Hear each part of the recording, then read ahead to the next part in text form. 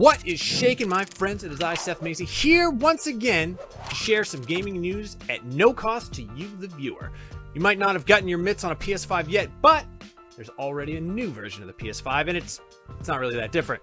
A Castlevania Advanced Collection was rated in Taiwan, and we lost a legend of the personal computing revolution this week.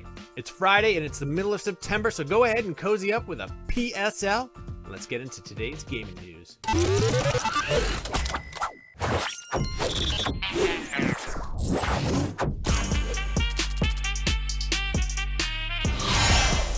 Sony PlayStation 5 is almost a year old, and if you still can't get one, I feel for you. For real, that sucks so bad. I really just feel bad for you. The good news is there's a new hardware revision of the PS5, the CFI-1100, which will supersede the CFI-1000, which you scalpers out there might know as the launch model PS5. The biggest changes to the new version aren't actually that big at all, with some minor modifications to the cooling system that, according to Digital Foundry, has the system running a little cooler in some instances or a little hotter in others. It's also 300 grams lighter than the launch edition, but the most meaningful change comes to its stand. You no longer need a screwdriver to install its base, which is nice in theory, but you really should have a screwdriver on hand for any screw-based emergencies. How are you going to protect your home from burglars if you can't loosen a chandelier to make some kind of Home Alone-esque trap? You won't be able to. Small hardware revisions are not anything new, although we tend to notice and remember the bigger ones like the PS4 Slim or the somewhat rare top-loading NES.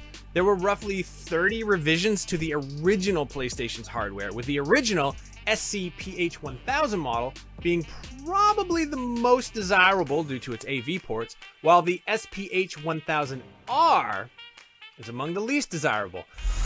That's because that's the model number of the Sony PlayStation Classic. It's not good. It was a big bummer.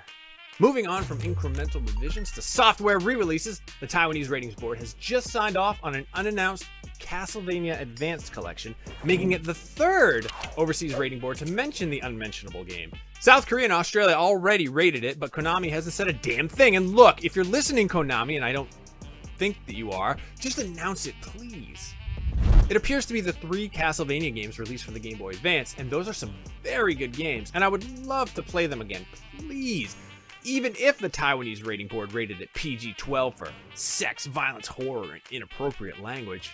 The 3 games, Castlevania Circle of the Moon, Castlevania Harmony of Dissonance, and Castlevania Aria of Sorrow, are among the finest GBA games ever released, and playing them through an officially sanctioned collection is a lot cheaper than trying to buy the original carts on eBay. Collectible game prices are through the roof.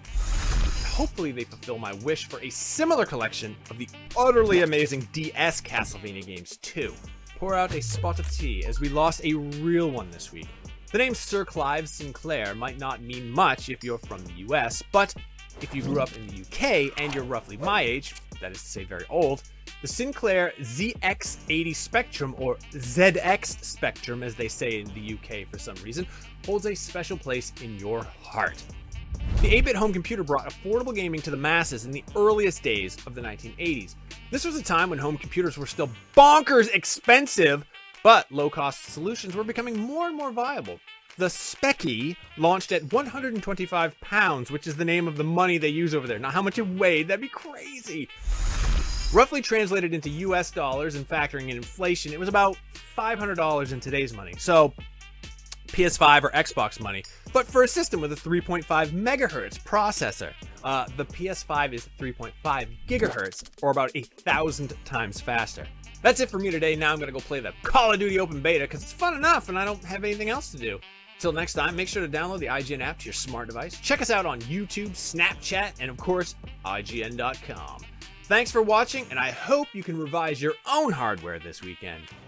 If you know what I mean, and you don't, because it's meaningless.